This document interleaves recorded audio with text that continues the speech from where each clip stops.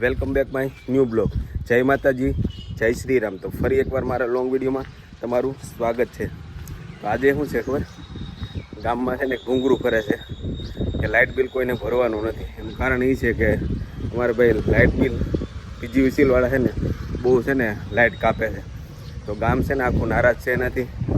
તો એના માટે છે ને એક જાહેરાત માટે એક રિક્ષામાં લાઉડ બાંધીને જાહેરાત કરે છે કે કોઈ લાઇટ બિલ ભરવું નહીં.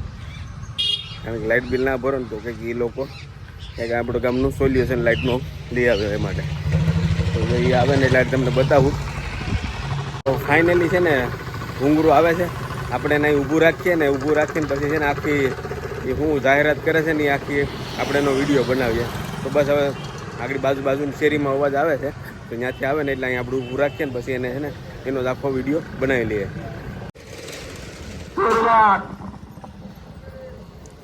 ચાલુ રાખો. ખોરાસાની જનતાને જાણ કરવામાં આવે છે કે ચોરવા ડિવિઝનના ભાઈઓ બિલ ભરવા આવે ત્યારે કોઈ ગ્રામજનોને બિલ ભરવું નહીં.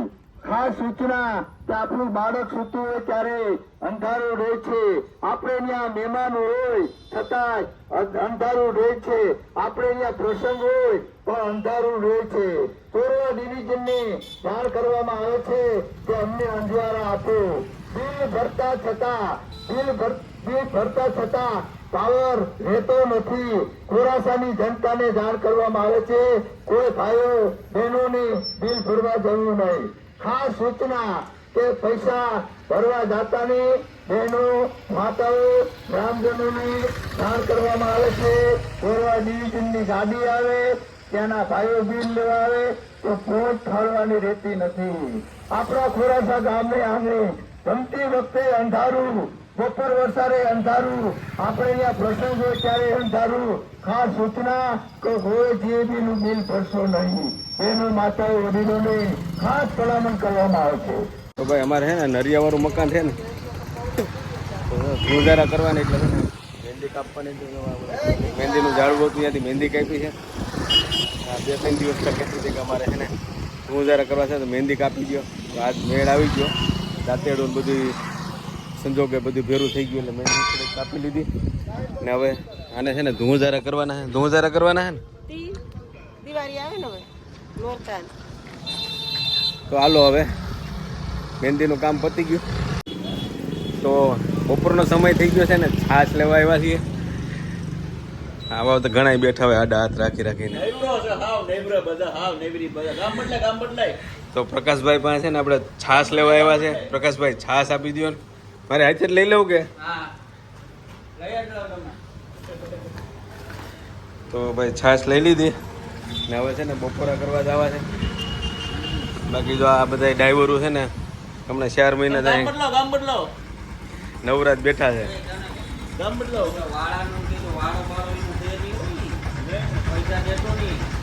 તો સંડલા ઓલું લાઇટ કપાઈ જાય એનું શું કરવાનું છે? ગામમાં લાઇટ બંધ થઈ જાય કે હાલતા હોઈ જાય બિલ ભરવાનું બંધ કરી દે. તો ભાઈ જો બધા છે ને બિલ ભરવાની જ ના પાડે છે. ગિરીશભાઈ સવારે ભૂંગરું ફેરવું ને એ પ્રમાણે છે ને બધા ગામના છે ને સભ્યો પણ ના પાડે છે. તો પ્રકાશભાઈ તમારે શું કેવું લાઇટ બિલ વિશે? બરાબર ભરવાનું થતું નથી એમ ને? તો હાલો ભાઈ, કોઈ મારો વિડીયો જોતા હોય તો લાઇટ બિલ ભરતા નહીં. જ્યાં સુધી લોકો રિપેરિંગ ના કરે ને ત્યાં સુધી કરોડો રૂપિયાને ખર્ચે અમારા ગામમાં છે ને 66 કેવી ઊભું કર્યું છે ને. એના કરતાં તો ચોરવાડથી લાઇટ આવતી હતી ને ત્યારે બહુ રેગ્યુલર હાલતી હતી ને આ બાજુમાં આવ્યા પછી તો એટલું ખરાબ તંત્ર થઈ ગયું છે ને જીએબી વાળાનું કે વાત જ પૂછવામાં. તો છે ને એના બહુ અતિશય ત્રાસ છે. તો લાઇટ બિલ ભરતા નહીં ભલા થઈને પહેલાં એ લોકો એનું સોલ્યુશન લઈ આવે ને પછી લાઇટ બિલ ભરજો. તો પ્રકાશભાઈ જોરિયો આપણું લાઇટ બિલ ને જોરિયા પૈસા કમ્પ્લીટ બધું કમ્પ્લીટ છે પણ ભરવાનું થતું નથી. જ્યાં સુધી લાઇટનું સોલ્યુશન ના આવે ને ત્યાં સુધી ભરવાનું થતું નથી. બાકી જો રૂપિયા લાઇટ બિલ બધું કમ્પ્લીટ જ છે પણ ભરવાનું થતું નથી. હારા બહુ હેરાન કરે. બપોર અત્યારે ઉઠતા હોય ત્યાં લાઇટ કાપી નાખે, જમવા બેઠા હોય તો લાઇટ કાપી નાખે, રાતે લાઇટ વહી જાય. પૈસા તો બિલ તો તરત આપણી પાસે આવી જાય છે. તો બિલ ભરવાનું થતું જ નથી. આ બિલ હાથમાં બધું કમ્પ્લીટ જ છે, પૈસા બધું પણ ભરવાનું થતું નથી. જ્યાં સુધી એનું સોલ્યુશન ના આવે ને ત્યાં સુધી. તો છાશ લઈ લીધી ને હવે જઈએ ઘર તરફ ને જોઈએ કે આજે બપોરે જમવામાં કેનું શાક છે. તો હાલો ઘરે જઈએ. બાકી લાઇટ બિલ ભરવાનું થતું નથી. વિડીયો જોતા હોય તો જરાક ધ્યાન દોરજો લાઇટ બિલ ઉપર, કારણ કે થોડુંક એ લોકોને ખબર પડે કે ગામની એકતા શું છે. ગામે જો કે ભાઈઓ તો સડાવી છે, હવે ઉતારવાની થતી નથી. યાર અમારે એક તો બાજુમાં યાર PGVCLનું 66 કેવી છે, ગામથી 1/2 કિલોમીટર નથી થતું. ને જો એટલી ગામમાં એટલી તકલીફ હોય લાઇટની, એના માટે કંઈક કરવું તો પડે ને. તો થોડોક સપોર્ટ કરજો, લાઇટ બિલ ભરતા નહીં એટલે એનું કંઈકનું કંઈક સોલ્યુશન તો આવે. તો હાલો હવે જમી આવીએ. તો પૂગી ગયા ઘરે ને મેડમ શું કરે છે જોશનાજી? જય ભગવાન, જય શ્રી કૃષ્ણ. જો કંટોલાનું શાક કરું છું, લસણ ફોલું છું. લસણ ફોલાઈ ગયું ને હવે હાલો કંટોલા સુધારીને કંટોલાનું શાક બનાવવાનું છે. પ્લાનમાં છે ને ચેન્જ આવ્યો છે. હવે શેનું કરવાનું છે શાક? તુરિયાનું કરી નાખીએ ને કંટોલાનું એ સાંજે કરશું. તો હાલો ભાઈ છે ને હવે કંટોલાનું કેન્સલ કર્યું ને હવે છે તુરિયાનું શાક બનાવવાનું છે. તો હાલો જેનું બનાવવું એનું બનાવી જ નાખો. ભૂખ લાગી છે જોરદાર. આ તુરિયું શાક જોતો કડવું નથી ને? મને છે ને એમાં કંઈ ખબર નથી પડતી. પ્રમદી મેં શાક કર્યું હતું ને એમાં કડવું નહોતું થયું, એટલે તમે ચાખી દો. તુરિયા યાર રોટલા કરવાના છે કે એ રોટલી હોય, હવે રોટલા ન હોય.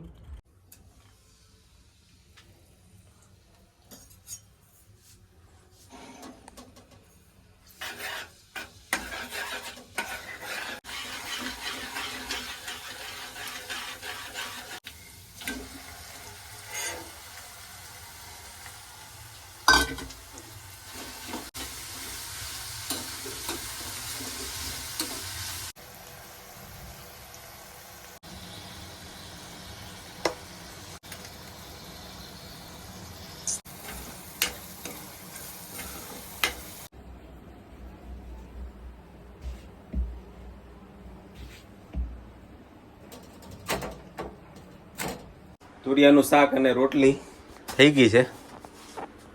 રોટલી થોડીક બાકી છે, બાકી બેક થઈ ગઈ છે ને તુરિયાનું શાક પણ થઈ ગયું છે. તો હાલો હવે રોટલી થઈ જાય પછી જમી લઈએ. તો જમવાનું થઈ ગયું છે. જો છાશ છે, તુરિયાનું શાક છે, લસણની ચટણી છે, તાંજરાવાળા મરચાં છે, તરેલા મરચાં છે, બાકી આપણા વાડાના સીભડા છે અને આ ગુજરીમાંથી કેળા લીધા હતા પણ જો એવા હરખા છે હવે. તો હાલો બધાય બપોરનું જમવા. તો હાલો જમી લઈને પછી વિડીયો પાછો કન્ટિન્યુ કરીએ.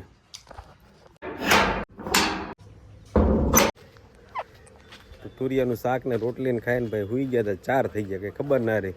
દુકાને જવાનું હતું એ ભૂલાઈ ગયું. તો છે ને માવો બાવો ખાઈને પછી જ હવે દુકાન ખોલીએ.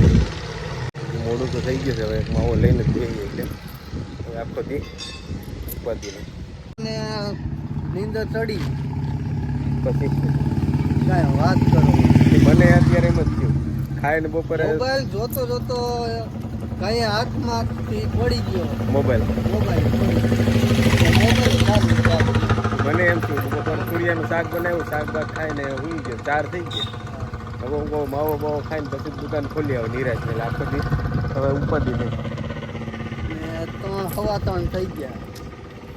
અવાજ કર્યો ત્યાં ઉઠ્યો. તમે હવા તેણે જ ઉઠી ગયો. હું 4 વાગે ઉઠ્યો છે. મોબાઈલ ચાલુ ને બધું ચાલુ, એટલું ધ્યાન થઈ ગયું.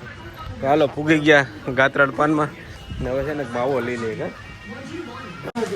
કે વિડિયો તારો ઉતારે તો ગરીબ બોલ આ ગરીબ ભાઈ હારી પર કાઢ લે. બાકા બોલે આવડે સેલ્ફી લઈ લો. શું લેવું તારે? બાકા લેવું ભાઈ. બાકા તેરે કાના તો આડી દિવાળી દેશી બાપુ